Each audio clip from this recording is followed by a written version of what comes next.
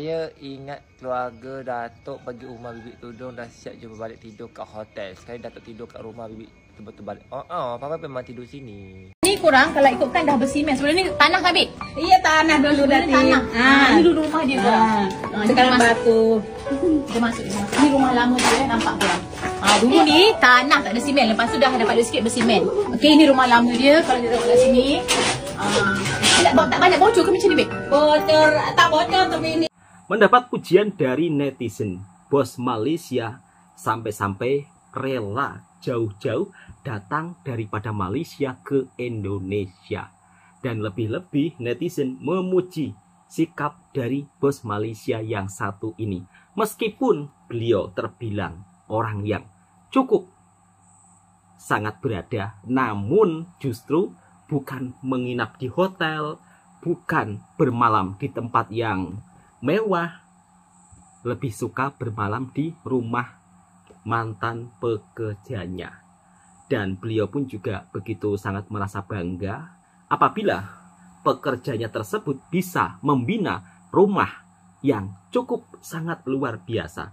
Padahal dulunya rumahnya itu hanya beralaskan tanah dan berdindingkan bambu. Tapi siapa sangka setelah 15 tahun ikut bekerja dengan bos Malaysia, rumahnya memang terlihat sangat-sangat bagus dan indah.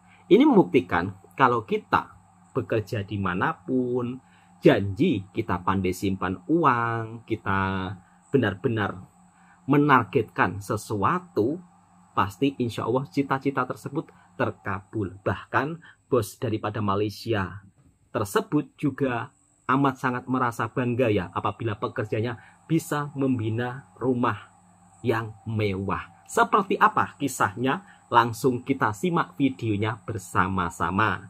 Kata siapa kerja di Malaysia nggak dapat apa-apa? Faktanya, meskipun seorang pekerja tersebut ibu-ibu, tapi hasilnya bikin terkejut.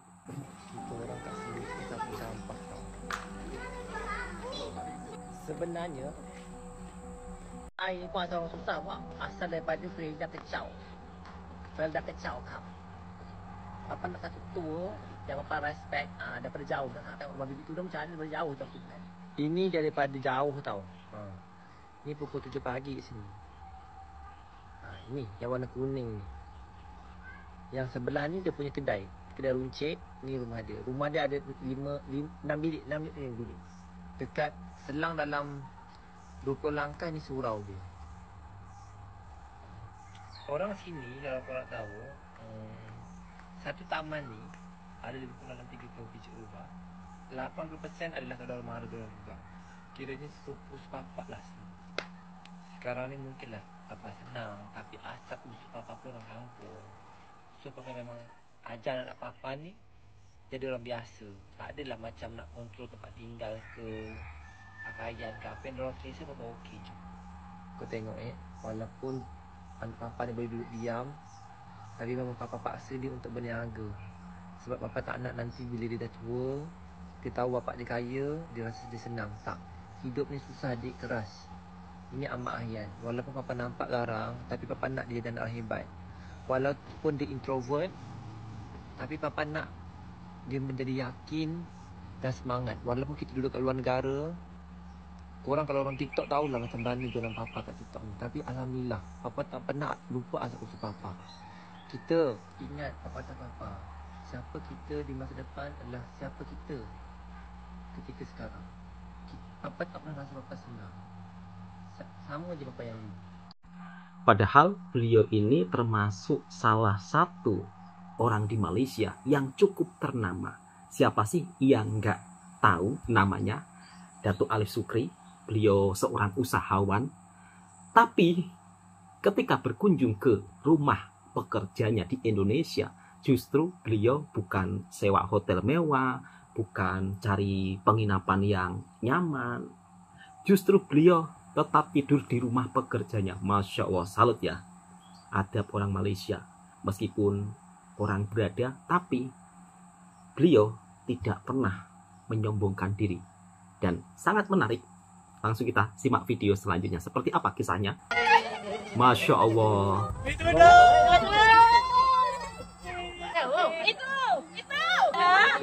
Ini dulu. Sekarang mana sekarang? Dulu rumahnya. Wah, gila kita dah sampai ke rumah Bibi Tudung. Nah, pegang. Tudung. Coba pisang. Soalnya perjalanan kita dah 5 jam.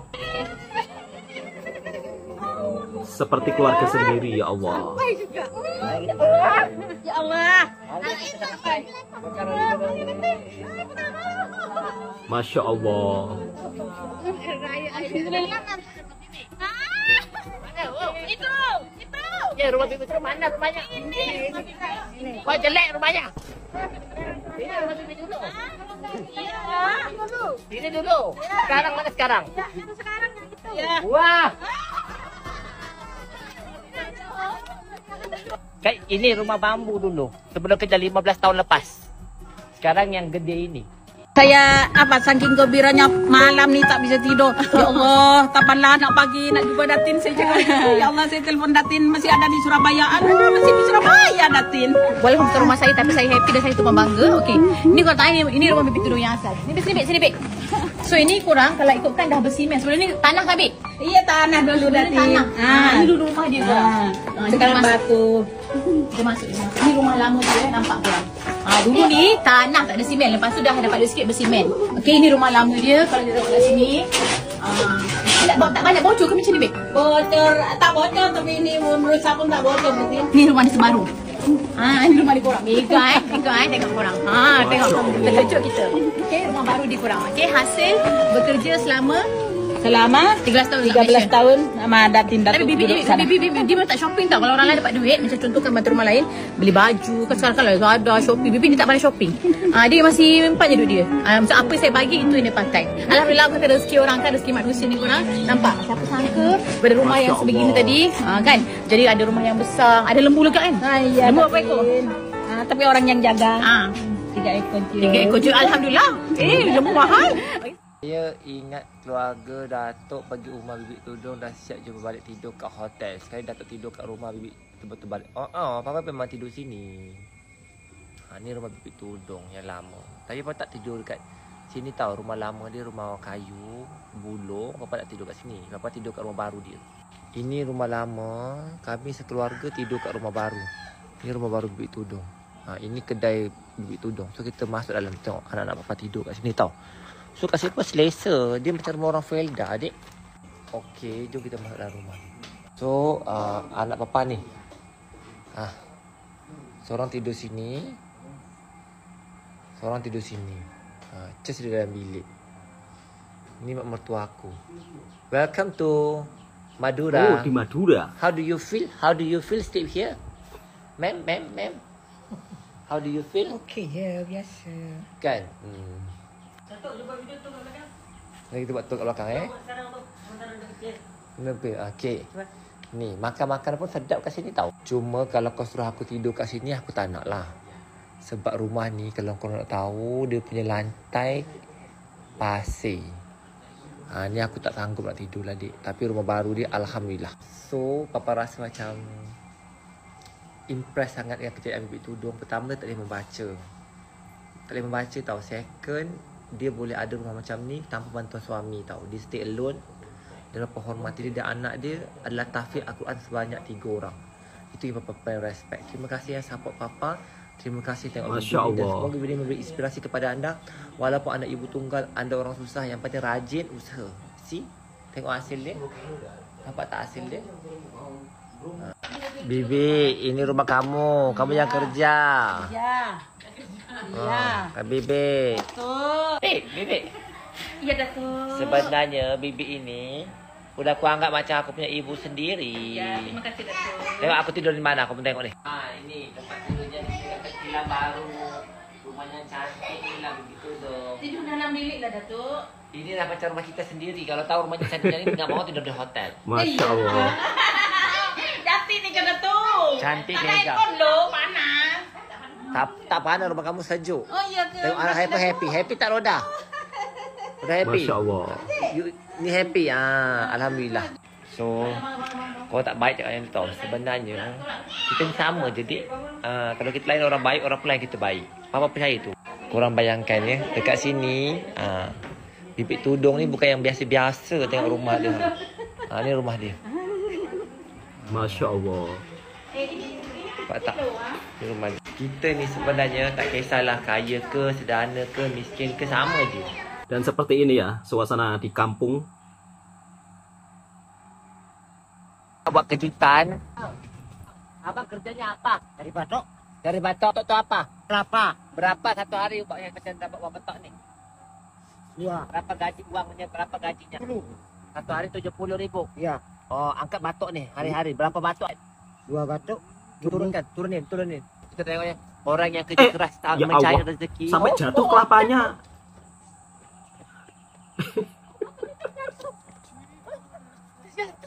Ni batuknya terjatuh. Mas, maaf mas. Ni batuknya. Umurnya berapa mas? 35. Oh, batuk tu kulit kelapa. So, upah dia 70,000. Berapa kena angkat hari-hari macam ni? Dapat 5. Oh, 5. Ya, 5 kali dapat 70,000. Duit Malaysia mungkin lebih kurang berapa? Aku tak tahu berapa. Tapi kita nak bagi abang ni. Kita nak bagi semua ni dekat pakcik ni. Dia happy tak kita tengok. Masya Allah. Alhamdulillah. Alhamdulillah. Jadi kalau di kampung itu biasanya kerja kasar-kasar seperti ini 70.000 rupiah atau sekitar 20 ringgit. Tapi setiap daerah kadang-kadang berbeda sahabatku semua. Kalau di kampung saya masih agak cukup lumayan mahal. Kalau di kampung saya kerja harian atau kerja yang agak kasar-kasar seperti ini sekitar 100 ribuan. Jadi di Indonesia ini tiap daerah penghasilannya itu berbeda-beda. Dari hasil kerja di Malaysia bisa membangun rumah. Padahal beliau seorang ibu tunggal. Yang penting kalau kita niat bekerja, amanah, jujur, insya Allah berkah. Selama 13 tahun bekerja di Malaysia, akhirnya seorang ibu daripada Madura menjadi tenaga kerja wanita Indonesia di Malaysia dan ikut kepada bos Malaysia, Datuk Alif Sukri. Masya Allah, sampai-sampai rumahnya yang dulu beralaskan tanah, berdinding bambu, tapi sekarang Masya Allah bisa berjaya membina rumah yang begitu sangat indah. Tidak sampai di sini saja sahabatku semua tentang cerita TKI di Malaysia. Di sisi lain ada juga berita yang kurang baik dari TKI yang bekerja di Malaysia. Ketika pulang ke Indonesia justru harus mengalami nasib seperti ini. Kalau berita ini memang benar, mudah-mudahan hal seperti ini segera mendapat perhatian. Karena TKI bekerja di Malaysia itu bukan senang. Peluh keringat mereka keluarkan. Tapi kalau sampai ada oknum-oknum yang seperti ini, sangat miris sekali. Video ini saya tunjukkan untuk para petugas imigrasi yang berada di Indonesia, khususnya petugas imigrasi yang berada di Surabaya. Tolong disimak ya Pak ya. Jadi masalahnya adalah banyak aduan yang menyatakan bahwa PMI atau pekerja migran yang pulang dari Malaysia dengan menggunakan SPLP, ada beberapa di antaranya yang dijegat oleh petugas imigrasi Surabaya dan dimintai uang sebesar 500.000. Sebetulnya kasus ini udah lama ya Pak, puluhan tahun yang lalu sudah beredar kasus seperti ini dan sempat terhenti karena ada peraturan baru yaitu pengecekan imigrasi secara online. Tetapi ini sudah mulai marak lagi di imigrasi, khususnya Bandara Imigrasi Surabaya. Nah, itu banyak sekali aduan dari pekerja migran yang berasal atau bekerja di Malaysia, pulang menggunakan SPLP, dimintai uang sebesar 500.000 kepada petugas imigrasi.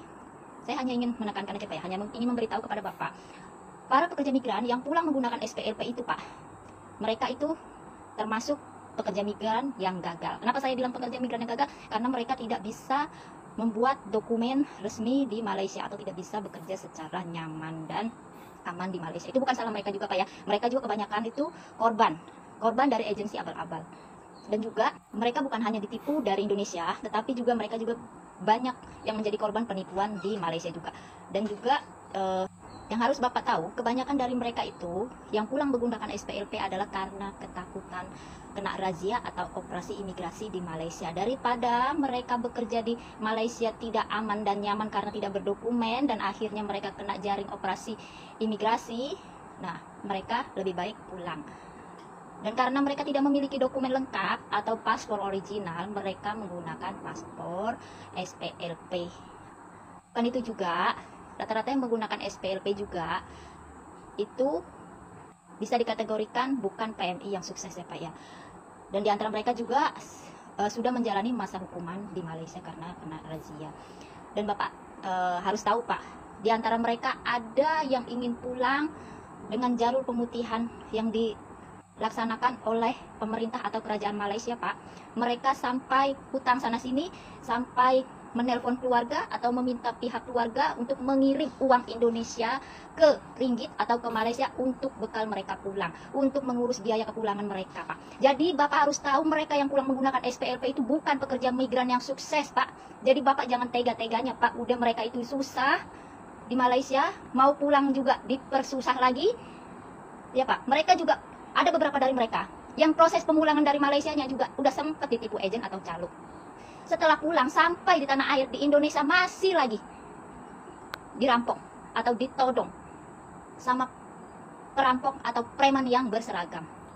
Jangan seperti itu Pak, pakai hati Pak. Ingat mereka itu Pak bukan pekerja migran yang sukses yang pulang pakai SPLP itu Pak. Dan himbauan untuk teman-teman yang pulang menggunakan SPLP di imigrasi manapun di Indonesia, sekiranya petugas imigrasi meminta uang berapapun dengan alasan apapun, kalau nggak dikasih uang, SPLP-nya ditahan, mending kasih aja. Biarin. Entah dia itu paspor atau SPLP mau dibikin bungkus gorengan, atau nggak tahu apa, mau dikiloin atau bagaimana, buat ceperan mereka, mending kasih aja SPLP-nya. Jangan mau kasih uang. Dan teman-teman nggak usah takut, karena SPLP di Indonesia udah nggak berlaku. Teman-teman masih bisa bikin paspor lagi, dengan syarat mengurus surat kehilangan dari ke kantor polisi ya. Jadi nanti kategorinya teman-teman bikin paspor baru itu dengan masuk ke kategori paspor hilang. Jadi nggak usah takut kalau udah sampai di Indonesia SPLP-nya diminta petugas atau dimintain duit, mending kasih SPLP-nya aja dan jangan kasih duit. Ya teman-teman ya, seperti itu. Mudah-mudahan juga video ini bisa didengar Kementerian Pekerja Migran Indonesia ya. Bisa diusut Pak. Ini kasus sudah lama Pak, udah puluhan tahun. Dan sekarang booming lagi. Karena apa? Ya karena mereka itu para perampok berseragam, mereka butuh ceperan Pak. Untuk bapak-bapak imigrasi sekiranya gajinya kurang, mending demo rame-rame Pak, minta naik gaji Pak ya.